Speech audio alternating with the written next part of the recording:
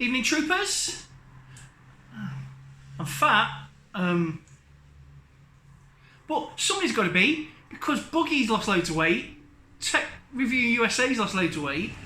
Someone's going to be fat on the internet, and if it's not me, who's it going to be? This is more of a, probably be better as a live stream, but it's probably going to be a long one as well. So if you think it's going to be boring, go away. I've just got a box of books from my top secret research and storage facility, a council lockup, that belong to my dad, and I'm going to put them on the bookshelves behind. But I thought, while I'm getting them out of the box, I'll just go through them really quick. So it could be fun, could be funny. There might be some books that you're interested in, might be not. So here we go. And then the first book that jumps out is A Dangerous Book for Boys. I remember buying that for my dear old Pops before he passed away. I don't know whether he read it, but I'm going to enjoy reading it. It's one of those books that I really bought myself. But I think he probably enjoyed it as well. And he's the kind of guy, he did lots of pub quizzes. He was a quiz master.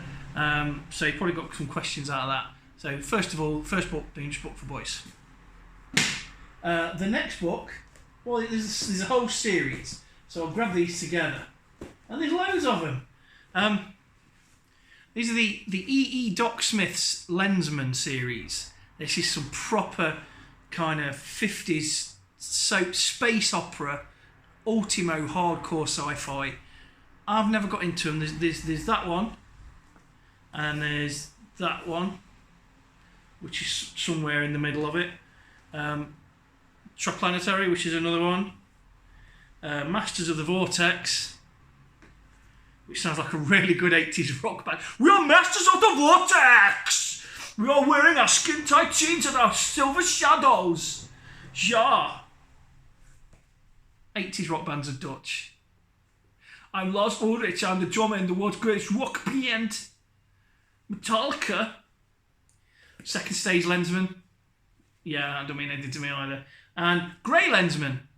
So that's a science fiction theory. It's a science fiction series where I think basically an alien race is going to try and kill. There's two galaxies hitting each other, and an alien race is trying to kill the humans. So a human infiltrates the alien race, and he ends up being their top guy.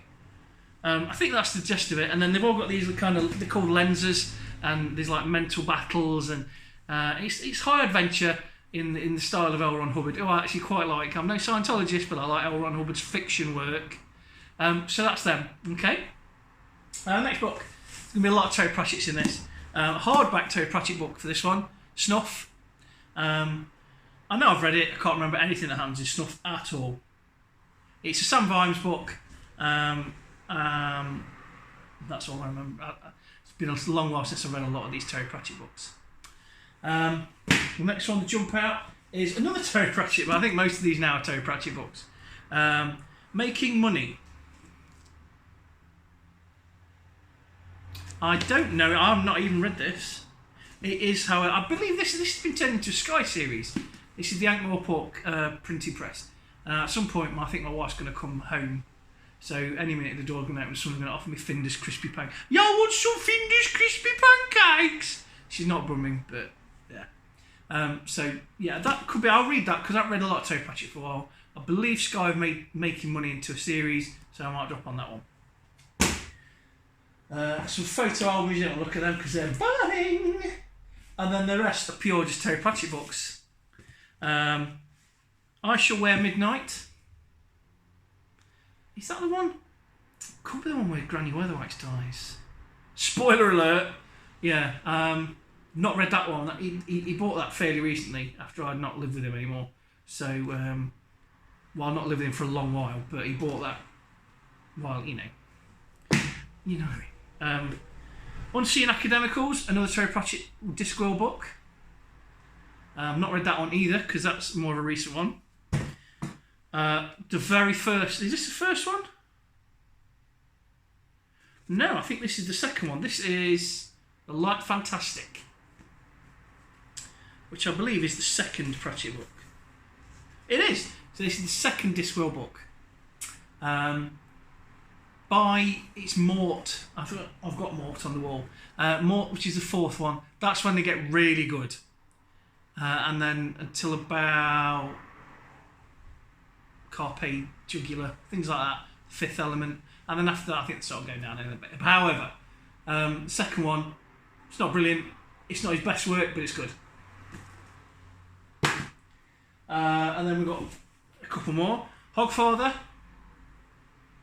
which is in the kind of the Death series, Mort and Hogfather, and then there's another one.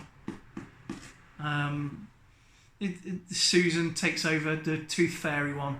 That could be the same one. I know there's quite a few where... Reaper Man. So there's like Mort, Reaper Man and Hogfather in sort of the story of death packing up. Witches Abroad, which is fantastic. Nanny Og and Magrat and Granny Weatherwax go to a far off land and have an adventure that's very fairy tale-esque. Jingo, I've definitely read Jingo, but I can't remember a thing that happens. I believe something like Atlantis comes up, and it's a Sam Vimes novel. It's one of the Watch ones, but all I can remember of it is that, I've read it. It's one I've read. I don't retain the knowledge. Last couple now, nearly done. The Truth, which is the 25th Discworld novel. Not read that one.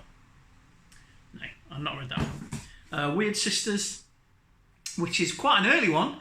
I believe that's the first Witches one. The first Granny, Nanny and Magrat. You know, if you've not read any Terry Pratchett books, you've no idea the words I'm saying, are you? Wah wah wah wah wah wah wah wah wah wah. Anyway, those. Thud. I always wanted to get my old man the game of Thud, and I only saw it in the flesh once. From what I gather, it was quite rare. It always seems really expensive when I look for it on Amazon. And my pal was in the army, and I was in his room. He was his officer, and he was in a house opposite the mess, and he shared it with a few others. And one of them was just shipping out somewhere, and he packed all his stuff, and on the top of it was the game of Thud. And I didn't even know it existed. And I was like, I want that for my dad! But unfortunately, the dude wasn't there. So, but Thud, that's a good. That's Dwarves. That's a Sam Vimes novel again. I think my dad really liked the Sam Vimes one. And that's Dwarves v Trolls.